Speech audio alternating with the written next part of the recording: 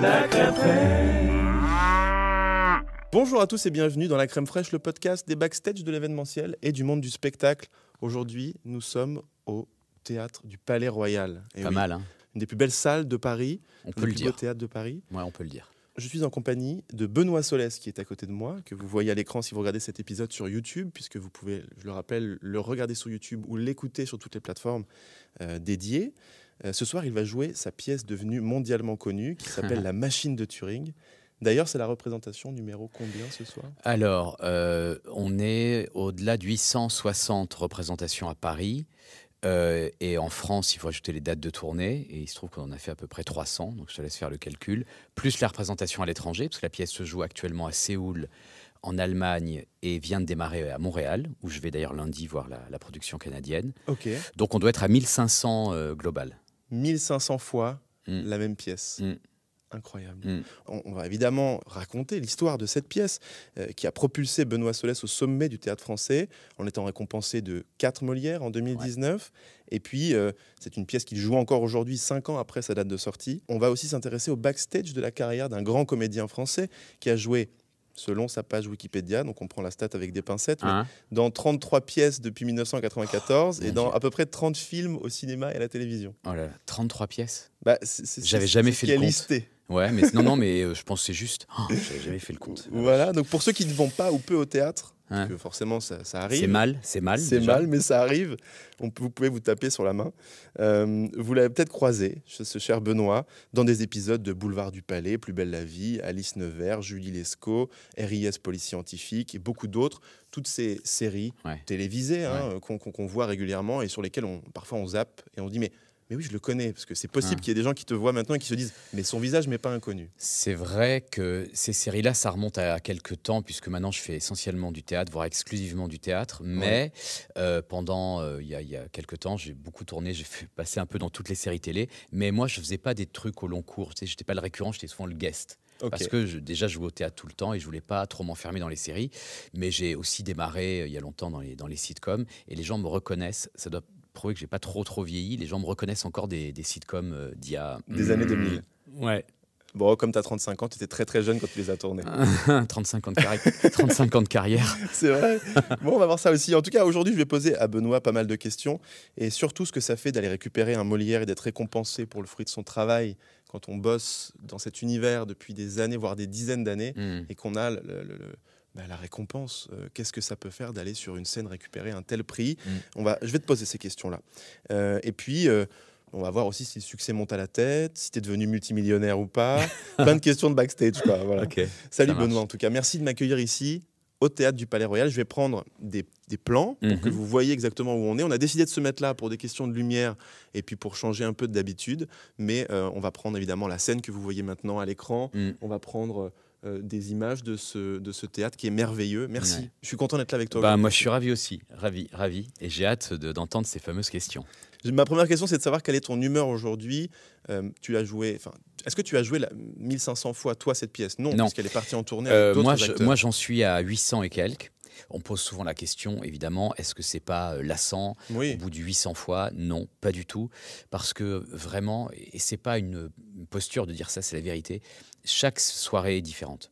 Ce soir, je sais pas ce qui va se passer. Je sais bien que ça sera la pièce, le rôle. C'est Amaury qui joue avec moi ce soir, parce que j'en ai 4 différents qui alternent. Déjà ça, rien que ça change complètement l'énergie du spectacle. C'est comme, si on va dîner dans le même restaurant pour la 50e fois, mais qu'on y va à chaque fois avec des gens différents, c'est pas le même dîner. Même le plat est parfois différent, en fonction de l'humeur du cuisinier. Il peut avoir une saveur différente. Et c'est vrai. Et exactement. Mais tu vois, la recette de cuisine, c'est un très bon parallèle avec la représentation de théâtre, parce que tu peux prendre les mêmes ingrédients, mais selon comment on monte la sauce, ça ne sera pas le même plat. N'est pas le même. Voilà. Ouais, évidemment.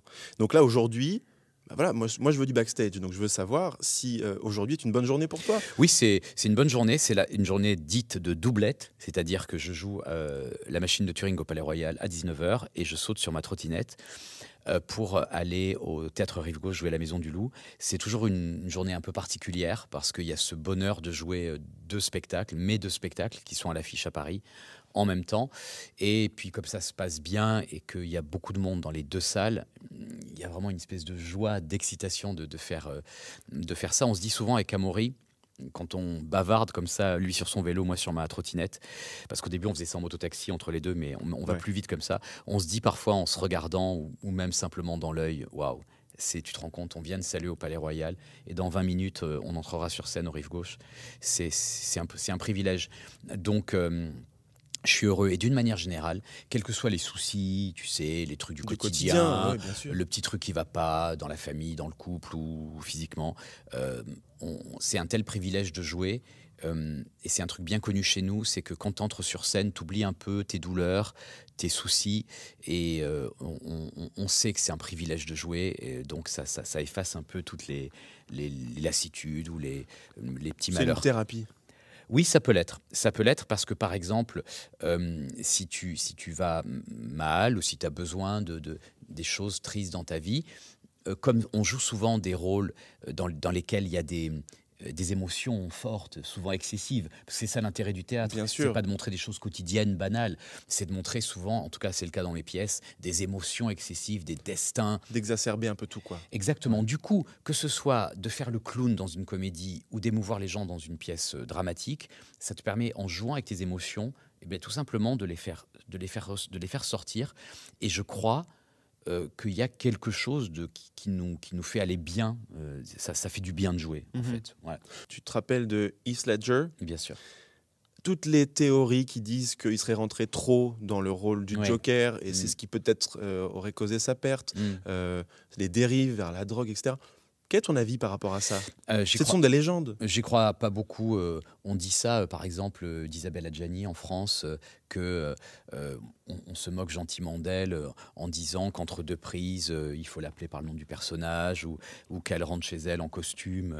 Mais bien sûr que non. C'est une très grande comédienne et elle est très consciente de ce qu'elle fait. Bien sûr qu'elle convoque ses émotions intimes et on voit dans son jeu qu'elle est d'une immense sincérité et d'une immense générosité, fragilité, qu'elle va chercher au fond d'elle, ces émotions, mais elle s'en sert, elle les domine, elle les guide, parce que quand tu dois refaire 4 fois, 5 fois, 10 fois la prise, où tu dois fondre en larmes, tu peux pas être dans un truc comme ça, je suis le personnage, non, couper la lumière va pas, ah oui, non mais c'est bon, j'ai pleuré, ben non, il faut refaire. Bien sûr, on est quand même aussi un peu des techniciens, des artisans, je dirais presque des tricheurs. C'est un acteur qui s'appelait François Perrier qui avait appelé ses mémoires « Mémoires d'un tricheur », je crois. Bon, ben voilà, il y a ce mélange. Sincérité, tu sais, on parle beaucoup de la sincérité. L'acteur doit être sincère. Mais là aussi, paradoxe, il n'est pas sincère puisqu'il dit des mots qui ne sont pas les siens et il joue un rôle qui n'est pas lui. On doit, ce qui n'est pas la même chose, donner l'apparence de la sincérité. Pas la même chose. Ouais. J'aime beaucoup ta réponse. Ok, on passe à l'interview onctueuse. On a déjà commencé par beaucoup de choses avant même la première interview à thème. C'était onctueux déjà. C'était déjà très onctueux. C'est l'interview croustillante, mais dans un pot de crème. Donc, c'est l'interview onctueuse. Ça va pour toi, c'est bon ? Tu me rappelles Georges politiquement. Georges ? Mais qu'est-ce que j'ai à voir avec Georges ? Rien en fait. Et puis, c'est pas du tout le sujet. C'est exact. Autant pour moi. Alors c'est parti, on vient d'entendre le petit jingle. J'ai plusieurs questions, l'interview onctueuse, je le rappelle, c'est l'interview croustillante, c'est là où je te pose des questions un peu intimes ou des choses que j'aimerais bien savoir sur les coulisses, les backstage de ta carrière ou des choses que tu as créées dans ta vie. Et puis si entre deux, tu as des anecdotes à me raconter un peu croustillantes, n'hésite pas. On va voir. Les questions sont un peu tous azimuts, elles partent un peu dans tous les coins. Donc si la première question ne vous plaît pas, chers auditeurs, attendez la deuxième. Il va y avoir du croustillant. Voilà. Bon, moi, en voyant tout ton parcours, déjà, je me rends compte que tu écris maintenant, tu es auteur, tu écris des pièces. Et à chaque fois, quand on te demande pourquoi tu as écrit sur Alan Turing, pourquoi tu as écrit sur Jack London, tu racontes des histoires du quotidien comme si c'était par hasard. Tu dis, par exemple, que dans une vitrine à Avignon, tu tombes sur Jack London. Et pour la machine de Turing, finalement, tu es dans un dîner, tu cherches quelque chose sur Google et hop, tu tombes sur la pomme. Est-ce que c'est autant le hasard que ça qui t'emmène créer ça? C'est une bonne question. C'est vrai que il y a une phrase là-dessus dans La Machine du Turing où il rencontre un gars dans la rue parce qu'il le drague et il dit est-ce que c'est le hasard ou est-ce que c'est le destin? Mais il dit quelle est la différence entre le hasard et le destin? Certains disent donc le hasard c'est plutôt un truc genre bah, non ça arrive c'est comme ça, ou le destin non ça devait arriver. Je crois que les deux sont liés parce que quand tu imputes au hasard le fait de t'arrêter devant une vitrine à Avignon et de voir un livre sur Jack London, en fait, c'est la somme de bien des choses qui étaient préconstruites. C'est-à-dire que si je me suis arrêté, c'est que j'avais déjà lu du Jack London, en l'occurrence Martin Eden, que ça m'avait plu, et qu'au moment de trouver un nouveau sujet de pièce, avec l'idée d'un truc sur le voyage, en fait, c'était déjà en moi. C'est pas tout d'un coup le destin qui a fait bim Jack London. Ce sont les déclencheurs. Ouais, c'est un déclencheur, un rappel. Et sur Turing, quand je surfe sur Internet et que je tombe sur lui, c'est parce que je suis quand même déjà dans la démarche d'écrire une pièce, de faire des recherches.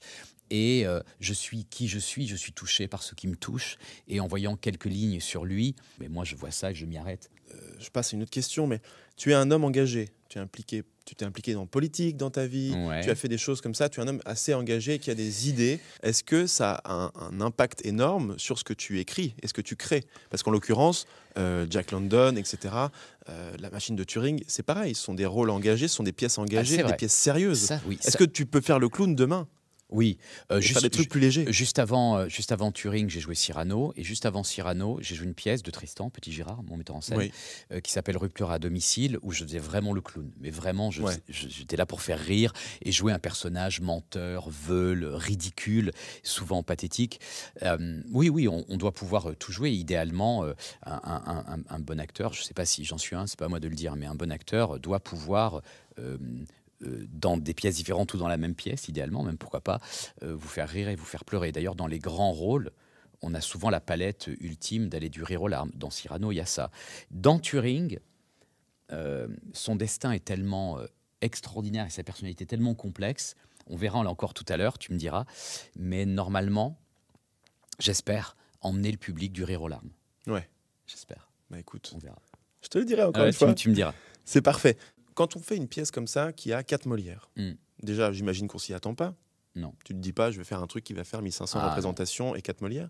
Lorsque ça arrive et que tu te retrouves sur scène, à côté de toi, il y avait des comédiens merveilleux pour le Molière du meilleur comédien de théâtre privé, Lambert Wilson, Bernard Campan, et Nicolas Briançon. Tu finis par l'obtenir, tu mets tes mains pleines de surprises sur ton visage, qu'est-ce qui m'arrive? Comment tu réagis à ça? Est-ce que tu peux nous expliquer comment s'est passée cette journée-là? Il y a vraiment une histoire derrière cette histoire des Molières. Bon, déjà, on était nommés dans 4 catégories, le spectacle, la mise en scène, auteur et acteur.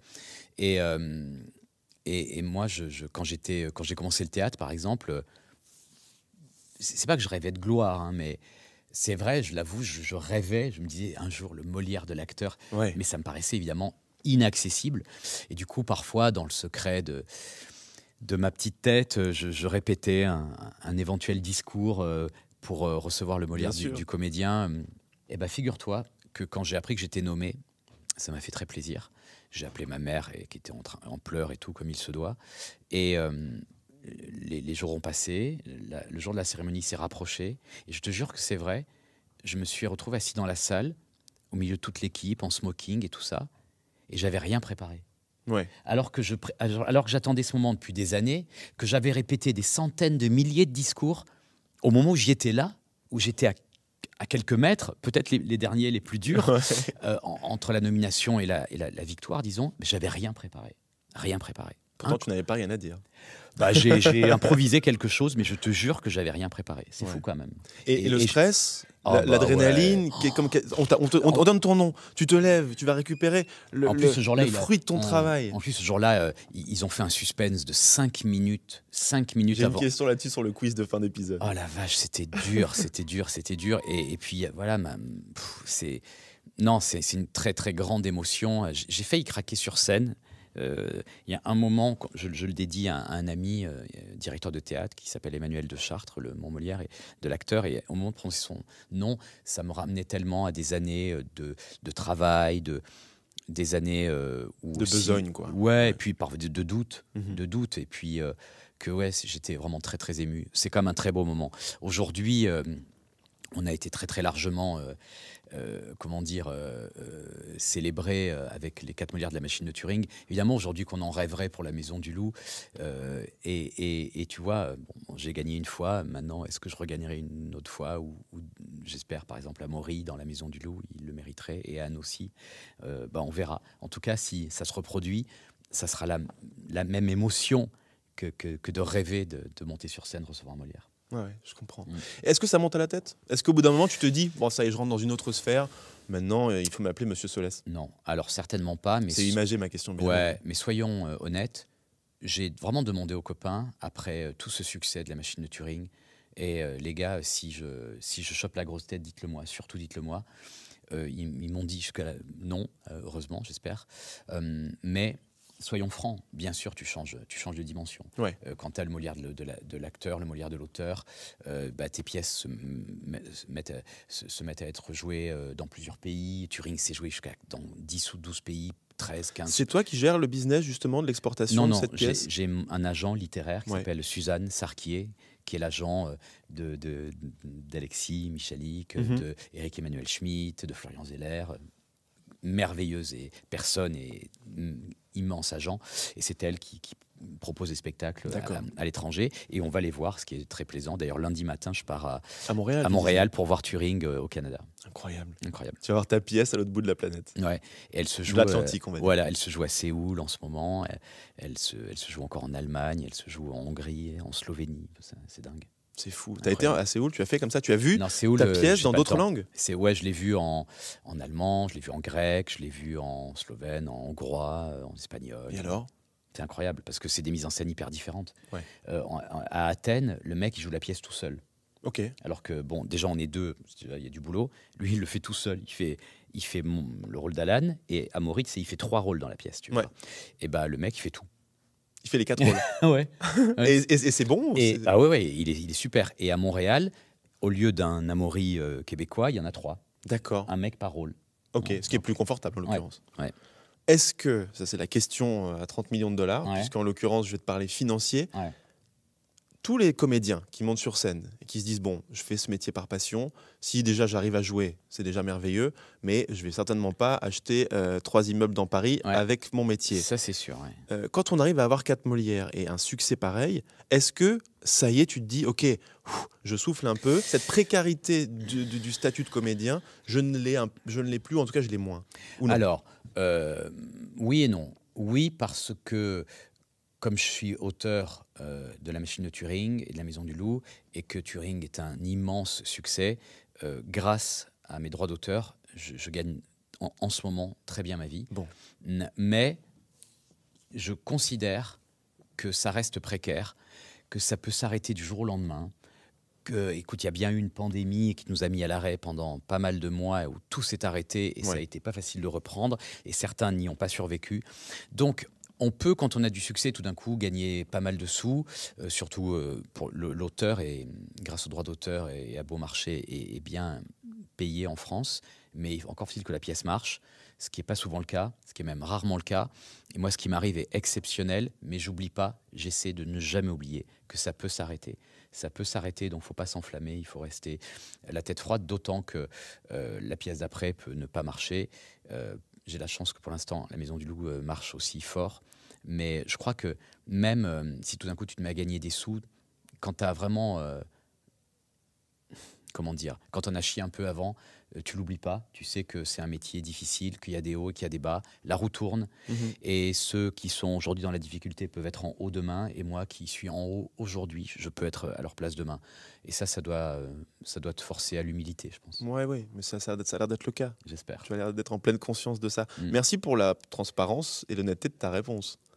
Je n'ai pas donné de chiffres, mais... Non, mais on peut, tu vois. Je pense que c'est bien aussi pour peut-être un jeune acteur, on en a rencontré un tout à l'heure, qui est venu t'interpeller. Pour quelqu'un comme ça qui regarderait peut-être l'épisode, il se dirait, mais quand on est Benoît Solès, est-ce que finalement, oui, on a réussi, ou est-ce que c'est toujours comme ça? Tu as répondu à la question, je trouve. Tant mieux. Merci. Ton rapport au trac et au stress, est-ce que, tu as été sur scène des milliers de fois, c'est toujours la même approche? Est-ce que c'est toujours le même stress, le même trac? Est-ce que ça évolue avec l'expérience? Il y a des tracs. C'est-à-dire que tu peux, même à la 800 quelque chose, avoir le même track qu'au début, parce que tout d'un coup, où tu trouves que tu as besoin de te régénérer, ou il y a quelqu'un dans la salle, un ami, un proche, un critique, ou une personnalité, ou un acteur que tu admires, et ça va te mettre en stress total. Et il peut y avoir un autre track, qui est justement le track de ne pas avoir le track. Oui. C'est-à-dire que de te dire, voilà, là je vais jouer Turing, c'est un rôle pour lequel j'ai eu le Molière de l'acteur, il y a 600 personnes ce soir au Palais Royal, moi j'en suis à ma 800e, comment je vais faire pour rendre ce moment exceptionnel? Les gens qui sont là ce soir, dans l'immense majorité, vont voir la pièce pour la première et la dernière fois. Et bien ça, si tu arrives un peu détendu, ça finit par te faire peur de te dire pourquoi je suis aussi détendu alors que j'ai ça à faire quand même. Cette performance d'1h30 avec un rôle si complexe, ça te rattrape. Et ben, ça te redonne le trac.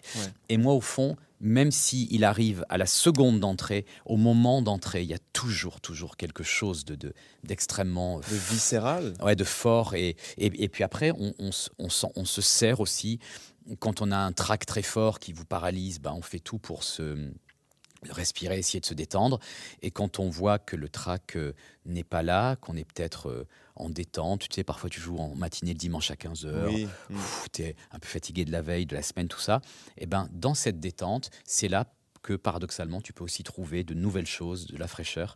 Mais on est toujours, quand ça se passe bien, parce que là je parle quand ça se passe bien, parce que évidemment il peut y avoir tout d'un coup une pièce, vraiment c'est la catastrophe, il n'y a personne dans la salle, où tu t'entends pas avec le partenaire, truc horrible. Bon, moi c'est pas du tout ce qui se passe pour moi, j'adore mes partenaires et j'adore défendre ces spectacles, donc j'ai le trac, même ce soir j'aurai le trac à la 800 et quelquième, parce que je veux donner le meilleur pour les gens. Justement, est-ce que tu as une anecdote comme ça à me raconter sur je sais pas, peut-être le plus gros fou rire que tu aurais eu sur scène, ou un partenaire avec lequel tu t'entendais tellement pas que finalement ça s'est vu parce que vous êtes tapé sur le coin du visage en plein milieu de la pièce? Non, ça, j'ai jamais eu... ça, c'est les ouvreurs qui commencent à préparer la salle. On est en conditions réelles. J'ai jamais eu vraiment un conflit. J'ai eu un conflit un jour avec un metteur en scène que je n'aimais pas. Il faisait de l'intrusion personnelle, il voulait savoir nos vies privées. Il demandait des espèces d'improvisation où il fallait, en tête-à-tête avec lui, parler de tes tourments et tout ça. Je déteste ça. C'est pas mon truc. C'est un de mes plus mauvais souvenirs au théâtre, mais sinon j'ai eu des partenaires avec qui je me suis plus ou moins bien entendu, mais il y a quelque chose quand même quand on joue ensemble, on peut pas jouer seul, enfin je crois pas, et les fous rires, oui, il y en a plein bien sûr, par exemple dans La Maison du Loup, je suis très complice avec Amaury et Anne, et bien que la pièce soit grave, voire dramatique,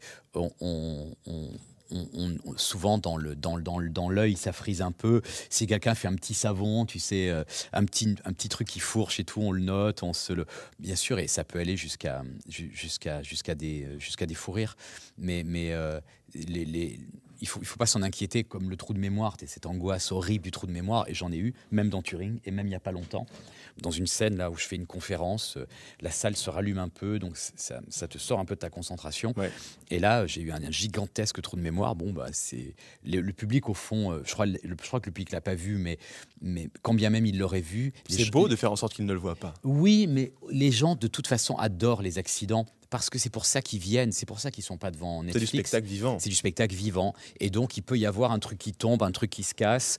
Avec Amaury, il y a un verre d'eau là sur le bureau, on l'a souvent fait tomber et tout ça. Et ben là, tu improvises. Et de tous ces petits accidents naît pas ou quelque chose qui fonctionne ou quelque chose qui foire, mais ça montre aux gens que c'est en vrai, que c'est en direct, et que ceux qui voient n'est pas la répétition lancinante et ennuyeuse de la même chose tous les soirs, mais quelque chose qu'on recrée pour eux en direct tous les soirs. Et je crois que c'est ça qu'ils viennent chercher. Tu sais, il y a Michel Bouquet qui disait « On joue pas pour les gens, on joue avec les gens ». Très bien. On termine cette interview. Déjà ? Non, spécialisée. Déjà, il me dit déjà. Ça veut dire qu'il passe un bon moment. Je suis content. On va terminer cette interview à thème qui s'appelle l'interview onctueuse. Et on va passer à la suivante. Là, on va parler coup de gueule un peu. Je vais te challenger sur ce que tu n'aimes pas. D'accord. Mais on va changer de lieu parce que comme on a hésité, j'ai eu l'idée pendant cette interview, on a hésité sur les lieux de tournage. On va se mettre sur scène. C'est parti, rendez-vous sur scène maintenant. Ça marche. Es-tu intolérant au lactose ? J'aimerais bien savoir. Es-tu intolérante au lactose? Dis-le-moi. Nous sommes sur scène, merci d'être monté jusqu'ici. Merci à toi d'être monté sur scène. Bon, c'est un honneur. Voilà, on peut dire qu'on a joué ensemble maintenant. C'est excellent. Mais c'est vrai qu'on ressent quelque chose à être sur cette scène. Ouais, Ah ouais. Ça vibre bien. Hein. C'est très très spécial. Ouais. Le tout petit artiste en moi est en train de kiffer. L'enfant que je suis kiffe. Non, et en plus, tu pourrais jouer, t'as l'âge et tout pour jouer l'autre rôle tu donnes des cours dans la machine de Turing. Non, mais j'adorerais ça. Je pense qu'un jour j'en donnerai parce que j'adore la transmission, j'adore enseigner la technique pour peu que j'en sache quelque chose. Et je donne ce qu'on appelle pompeusement parfois des masterclass. Je sais pas, des masterclass où je suis pas un maître, c'est des rencontres avec des jeunes comédiens où je parle de mon expérience et j'essaie de les aider à ne pas appliquer ce que je pense font les mauvais profs, c'est-à-dire des dogmes ou des méthodes. Je crois qu'il n'y en a pas. La seule chose qui compte, c'est de se connaître et de former son instrument, sa technique, et puis d'assumer sa personnalité. Très bien. On rentre sur une nouvelle interview. L'interview qui peut-être ne va pas te faire plaisir, mais va faire plaisir à nos auditeurs. C'est l'interview intolérant au lactose. Ok. Le jingle est passé. Intolérant au lactose, évidemment, on est sur le registre et sur le champ lexical de la crème fraîche. Évidemment. Intolérant au lactose, déjà, je te pose la question, as-tu une intolérance ou une allergie alimentaire? Non, aucune. Aucune. Non, je mange de tout. J'ai un peu un estomac en béton. J'adore bien manger et je n'ai pas d'intolérance. Grand bien t'en fasse. Ouais. Comme tu es impliqué en politique, on en a déjà parlé, que tu es un homme engagé, est-ce qu'il y a quelque chose dans la société auquel tu serais vraiment intolérant? Quelque chose qui te révolte, quoi. Oui, l'injustice me révolte. Ça, il suffit de voir mes pièces pour le comprendre, parce que ce soit Turing ou le personnage dans La Maison du Loup, les deux personnages que je joue sont en proie avec l'injustice. Ce que je déteste, c'est le sectarisme. C'est-à-dire les gens qui pensent avoir raison. Et quoi que tu dises, tu sais, moi j'ai raison, toi tu as tort. J'aime pas le dogme. Voilà. Bien sûr. Ça, je n'aime pas. Très bien. Et dans ton métier, pas dans la société, mais dans ce métier du théâtre, de la scène, quelque chose qui, même avec les années, tu te dis, ça c'est vraiment un truc, je pourrais arrêter pour ça. Ou si je pourrais pas arrêter pour ça, en tout cas, ça continue de me révolter à travers le temps. La chose qui me déplaît le plus au théâtre, c'est l'absence de prise de risque, de personnalité encore. J'aime pas la vulgarité. J'aime bien la grossièreté. Je peux même aimer le trash, le subversif, le violent, mais pas ce qui est vulgaire. J'entends par là que, je sais pas, parfois c'est dur de monter une pièce et c'est un privilège d'être joué. Et parfois je comprends pas pourquoi dans certains théâtres, plutôt privés d'ailleurs, on prend une assez mauvaise pièce dans laquelle on met une prétendue vedette qui joue 3 semaines, alors que tant de jeunes auteurs écrivent des pièces magnifiques. Et voilà, moi j'aime pas ce côté-là du théâtre, mais je respecte tout le monde, toute forme d'expression artistique. Mais voilà, j'ai mon goût et mon dégoût, entre guillemets. Mais ce que j'aime, c'est les spectacles généreux, l'engagement. Voilà, ça me plaît. Et alors, quel pourrait être le sujet, le thème ou le mot que je pourrais te dire qui te ferait vriller? Tu sais, on a toujours un sujet comme ça. Ah, on va parler de tel sujet, de ci, de ça. À tout. Alors, je le connais pas, mais qu'est-ce que je pourrais te dire maintenant pour que tu dises non, mais Vincent, on arrête cette interview. Voilà, exactement. À l'image de cette tablette qui tombe, c'est terminé. Rien, je crois. Tu absorbes pas mal. Oui, sans te révolter. Je suis plutôt un diplomate. Ouais. Je suis plutôt quelqu'un qui est capable de discuter de tout.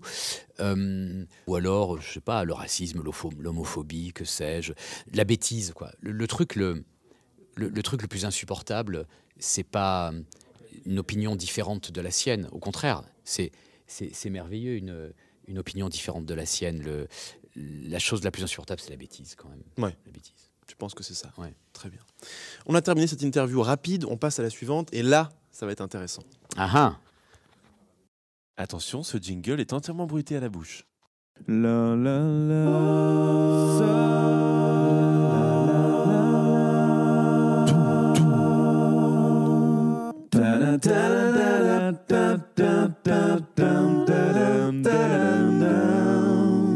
Le quiz sous le couvercle. On a eu le Jingle. Ouais. Benoît, c'est inédit dans la crème fraîche. Je relance un petit concept de mon ancien format qui s'appelait Le Sens. Je vais te poser le quiz sous le couvercle. Ok. Alors, sous le couvercle du pot de crème, tu sais, il y a toujours un petit dépôt de crème. Tu vois. Dans mon idée, ce serait peut-être le cerveau, la mémoire, tu vois, dans le pot de crème, si on pense si on fait le rapport avec le corps humain. Du coup, sous le couvercle, là, il y a ta mémoire. On va voir si tu te souviens bien de ton parcours, de qui tu es. Je vais te poser des questions précises et parfois compliquées sur les 30 dernières années. Oh la vache. Est-ce que tu es prêt? Ouais. Alors, je ne sais pas du tout qu'est-ce que tu as pu aller chercher. C'est des trucs très simples, on va voir si tu t'en souviens. D'accord. Cette question, le but, c'est d'y répondre évidemment rapidement. Okay. Ça va. La première est la suivante. Dans Les Vacances de l'amour, en 2000, tu joues un personnage. Oui. Comment s'appelle ce personnage? David Mallet. C'est bon. Ouais. Bravo. C'était quand même il y a 24 ans. Ouais. Deuxième question. Tu as joué dans Julie Lescaut. Ouais. Mais c'était en quelle année? Oh, alors ça, c'est beaucoup plus difficile. Alors, je vais tenter un truc très vite. Je vais dire... je vais dire de 1998. 2005, il y a quand même 7 ans d'écart. Merde. C'était Sébastien Revel dans l'épisode qui s'appelait Frères d'armes. Ouais, très bon souvenir parce que Véro Geneste a été... c'est une star, elle avait cette série qu'elle portait sur les épaules et elle était d'une grande générosité, d'une grande écoute, comme tous les grands d'ailleurs avec qui j'ai pu tourner. Claude Brasseur par exemple, c'est des gens que tu sais, quand la caméra est sur toi, ils restent, ils se mettent à côté de la caméra, ils te donnent la réplique, ils partent pas dans l'horloge comme font les demi-vedettes. Ok. Intéressant, ça c'est du backstage. Ouais. J'aime bien. Je pose la question suivante. En 2011, tu écris une pièce nommée Appelez-moi Tennessee, où tu joues le rôle de Tennessee Williams, et mise en scène par Gilbert Pascal, je précise. C'est au Théâtre des Mathurins. Ce théâtre, est-ce qu'il a plus ou moins de 400 places? J'ai joué dans la petite salle, qui est une petite salle de 80 places, mais c'est vraiment une question difficile parce qu'on est autour de ça. Je dirais que dans sa forme initiale, parce qu'ils ont enlevé des fauteuils dans la grande salle, il avait 420. Ok. Sur Google, il y en a moins. Il est indiqué 386. C'est ça. En fait, ils ont enlevé des fauteuils au premier balcon pour des histoires de jauge et tout ça. Mais c'était pas facile. Ouais. Je m'attendais pas à ce que tu sois précis dans la réponse. Je peux te dire que le théâtre Michel a 336 places et que le théâtre où nous nous trouvons, le théâtre du Palais Royal, en a 717. Je te pose la question de ces places parce que dans les interviews, tu donnes souvent le nombre exact de places. Ah bah c'est très important. C'est très important. Donc je me suis dit à quel point il connaît tout ça. Ouais.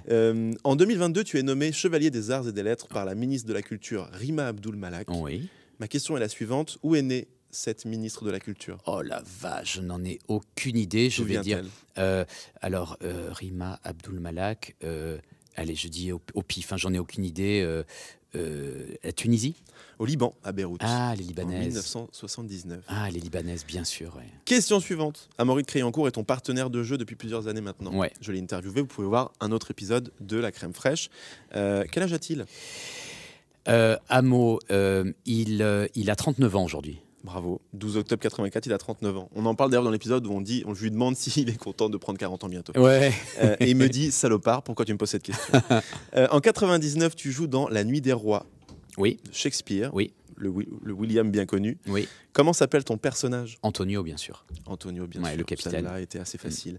Lolita Chama et Jean-Pierre Daroussin te décernent le Molière du comédien dans un spectacle de théâtre privé en 2019. Ouais. Daroussin fait durer le suspense pendant très longtemps.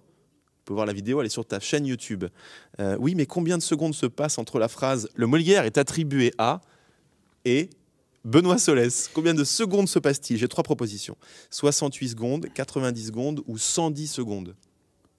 Alors, les 3 sont énormes. Je me souviens que leur petit numéro de présentation en faisant durer le truc dure plus de 5 minutes. Ouais. Parce que je sais que la vidéo dure plus de 5 minutes. Mais je ne sais pas, 110 secondes 110 secondes. Ouais. C'est quand même incroyable. Je regarde la caméra au moment où je dis ça. Le Molière est attribué à Benoît Solès. Il se passe quasiment 2 minutes. Ouais, je peux dire et vous êtes là comme ça. C'est l'enfer. Je broie la main de mes partenaires. C'est incroyable. Ok, très bien. On va devoir bouger de place parce que le public est en train de tambouriner sur les portes pour entrer dans la salle. C'est parfait. On change de lieu pour la dernière question de cette interview. Allez. C'est parti, tout le monde regarde, on y va. On a visité tout le théâtre, là, dis donc. On visite tout le théâtre. On vient de se faire virer, puisque effectivement, le public doit rentrer dans la salle pour venir voir le monsieur qui est à côté de nous. On joue dans une demi-heure. Pas de stress qui monte? Ça va, ça commence. Au bout d'une demi-heure, il y a une petite mécanique, un petit truc dans le bidou où je commence à, voilà, je me dis que dans pas longtemps, je vais mettre le costume et commencer à faire ma mise. La mise, c'est l'emplacement pour mettre tous les accessoires à leur bonne place. Et voilà, on termine là et puis après je m'y mets. C'est quand même incroyable parce que je ressens moi du stress comme si je montais sur scène avec toi. C'est vrai ? Je te jure. J'adore ce stress-là. J'adore monter sur scène. J'anime des événements pour ceux qui ne le savent pas. J'adore ce côté-là où tu te dis c'est bientôt, va falloir monter sur scène et proposer quelque chose, donner une partie de soi. Je ressens cette énergie. Merci de me la partager. Avec plaisir. On passe à la dernière question, l'ultime, la traditionnelle, la question du goût. Nous, c'est le goût. Comment est-ce que tu manges ta crème, Benoît? Tu m'as dit que tu étais un bon vivant. La meilleure crème du monde, c'est comment pour toi?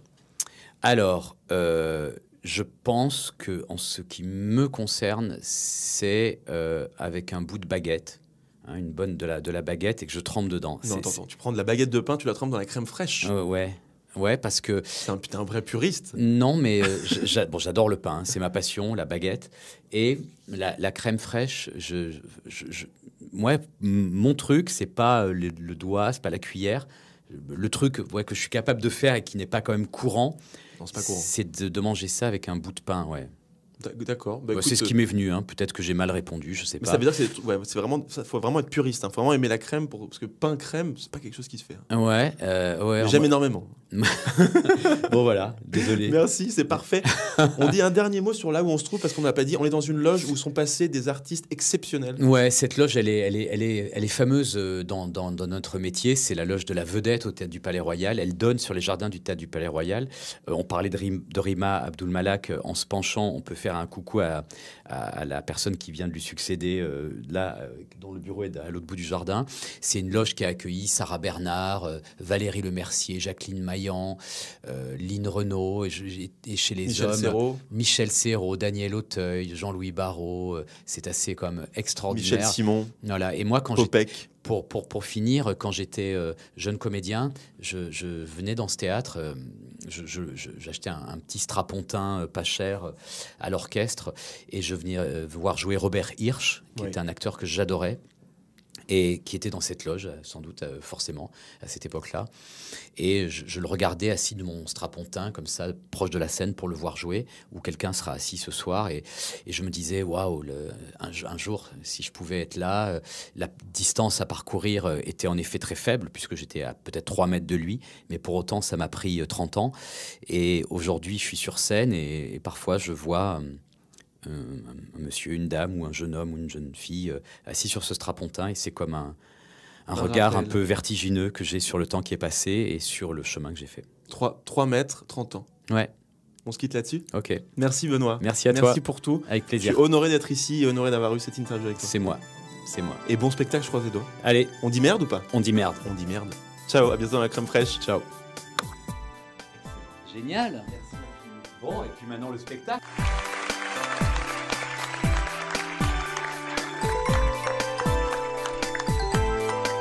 La crème fraîche. Merci d'avoir écouté cet épisode. C'était Vincent K pour la crème fraîche. On se retrouve la semaine prochaine avec un nouvel invité. Et n'hésitez pas à nous mettre 5 étoiles sur la plateforme sur laquelle vous écoutez ce podcast. Et aussi à nous suivre sur les réseaux sociaux, sur Instagram, la.crème.fraîche et TikTok. C'est la même chose. Salut, à bientôt. Ciao, c'était Vincent K.